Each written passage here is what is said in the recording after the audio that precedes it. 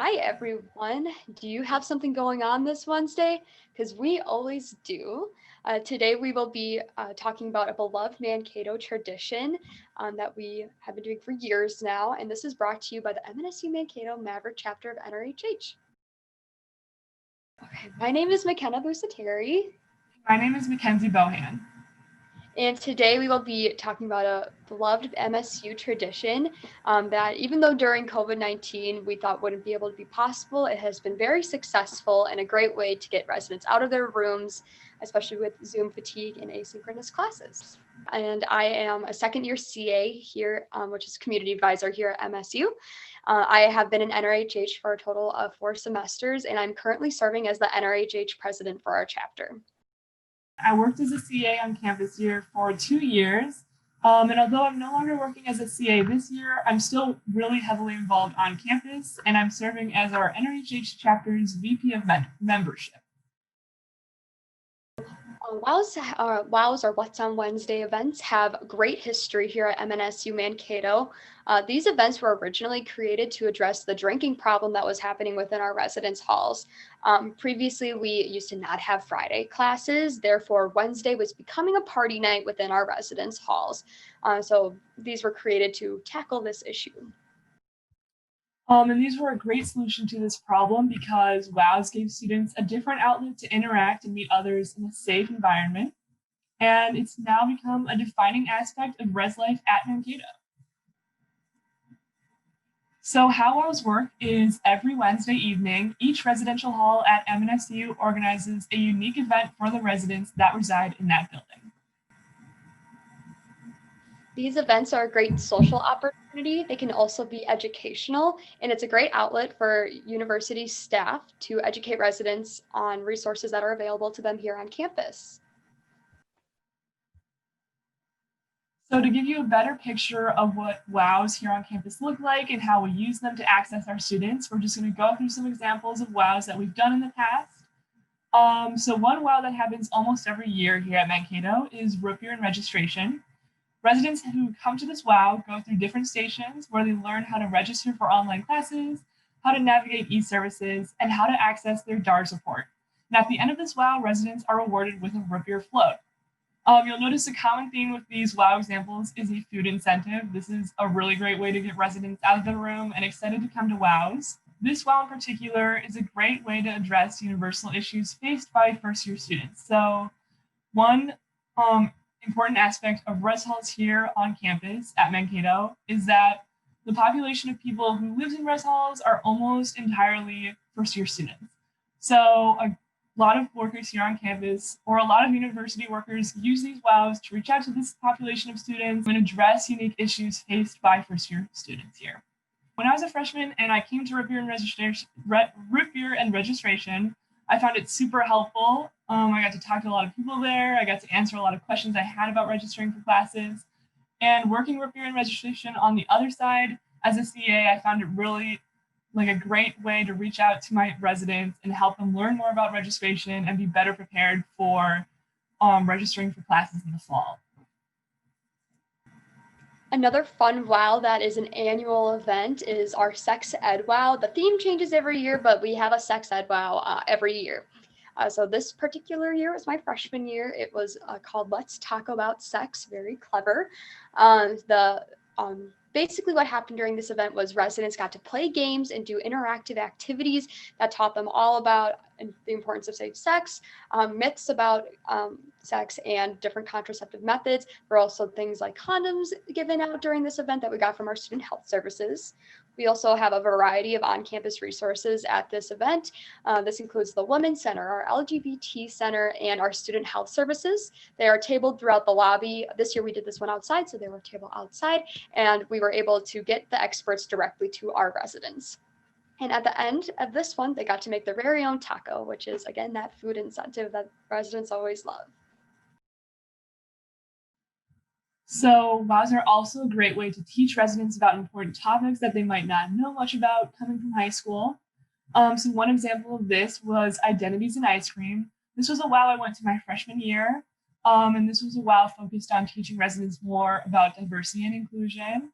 So at this WOW, there were multiple stations set up with different ice cream toppings, along with questions and information regarding racial, sexual, socioeconomic, and other identities. So residents were invited to stay afterwards, after they finished making their sundae, to discuss their identities and what they learned at the WOW in smaller groups. As a first-year student, this experience was pretty eye-opening to learn about how my background and my identities kind of shaped my worldview and how they might have made my life different from the people around me. And WOWs like this are a great way to bring residents together and teach them more about the people around them. Another fun social WOW example is the smoothie scavenger hunt. This is also one that I went to as a freshman here at MSU. The residents were given clues and were tasked with finding CAs that were located throughout the residence hall. So basically there were clues and they had to go find the CAs that were located all over the building. They were also given a cute little passport, and the CAs would initial the passport when they were found to confirm that the resident was finding each CA. And at the very end, residents would exchange the completed passport for a smoothie of their choice. So this is a great way to get a healthy snack in while meeting the CAs in the building. It was one of the first ones of the year, so it was a great way to meet the CAs and learn about who they were. So some more details about the well-oiled machine that are WOWs here at Mankato is that WOWs are a job expectation of all CAs. So every single CA working at Mankato is expected to be able to come to WOWs and help participate in them every Wednesday night of the semester. WOWs are typically planned by a group of 2 to 4 CAs. Breaking WOW planning down into different groups of CAs helps alternate responsibilities from week to week and prevent burnout, while making sure every WOW is just as fun and exciting as the last one. So these CAs will work together on planning, executing, and advertising WOW. Yes, so the shopping is in the responsibility of the CAs, planning all the logistics, which we'll show in a couple slides, and all the advertising. This consists of a small poster that is distributed to all the CAs in around the building, and a large poster that is in the same place in the lobby each week, so residents know what to look for the event that week. It's also important to note that our WOWs here run on a budget of about $100. Not every WOW utilizes all of this money that is set aside for each WOW. However, it is there if we need it for whatever we need for that week. So when one WOW is over 1 week, the large poster for next week's WOWs goes up that night. So this is just to prevent confusion amongst residents and make sure they know there's a different WOW going on each week. If we spend too much time after a WOW keeping like the last WOW's poster up, it might be a bit like confusing and residents might not understand what's happening. I've had residents in the past ask, like, are we having the same WOW when something like this happens? So on top of that, the small posters that get created by a WOW group will get distributed to each floor, and the CA for that floor will put it up somewhere in their hall where they know the residents will see it. And then after that, the WOW plan, which we will explain further in an upcoming slide, gets sent out to everyone working in the res hall, including professional staff and CAs, via email. Another cool touch that we have for WOWs is our quote unquote uniform. So every year during community advisor training, WOW shirts are distributed to everybody. This shirt changes every year. This year, our WOW shirt theme is really cute. It has a little emoji with a face mask on it. So we get a WOW shirt, and this is used as our uniform. We wear it each week. And it's also a great form of advertisement. We are instructed to wear it that day, wear it around campus, and sometimes residents will even come up to you and recognize the WOW shirt and ask you what the WOW is that night. So the WOW plan we mentioned earlier is just like another helpful way of communicating with the CAs outside of the planning group and like letting them know what's happening at the WOW so they can better explain it to their residents and get their residents more excited. So the WOW plan template that you can see on the left here just kind of outlines all the plans for the WOWs. It has a place where the planning committee can kind of write an overview for their WOW, which is basically like a 30-second elevator pitch to residents. And then under that is a summary of activities and CA assignments. So the activities will be like the different games or like trivia or tabling resources that will be at the WOW. And the CA assignments will be what every CA coming to that WOW has to do to work the WOW. So even though it's just a group of 2 to 4 CAs planning a WOW, all CAs are expected to help participate in like making the WOW a thing and help work at the WOW. So this might mean manning a station or being a greeter. And then under that, there's a section for notes, materials needed, and a shopping list. So on the right here, you can see an example of a completed WOW plan. But anyways, there's an example of the overview, activities, materials needed, and a shopping list at the end there. So if you want to pause and take a few seconds to look that over, that would be a great opportunity to do so. As previously mentioned, it is my second year being a CA and I am still working that position, and WOWs have been something that we didn't want to get rid of with COVID. In fact, we found that they are more important than ever. And I'm happy to say that we have been able to continue these events each week, just with a few adjustments. So we've needed to find creative ways to bring residents together and connect them, especially with Zoom fatigue, being in their room more often, asynchronous classes. We really wanted to continue to provide that outlet for them to get out and meet other people now more than ever. So WOWs are now in increments, which is something that has not happened in the past. So it's 5 30-minute increments, and this is to maximize our attendance while adhering to our guidelines that we must adhere to as a university. So every CA gets assigned to a time slot, and it rotates every week, and that is the slot that you bring your residents to. So that has been a great way to get as many people to the WOW as possible while still social distancing and getting as many people to experience the event as possible. So this starts at 7 p.m. and it goes 7, 7:30, 8, 8:30, 9, and 9:30.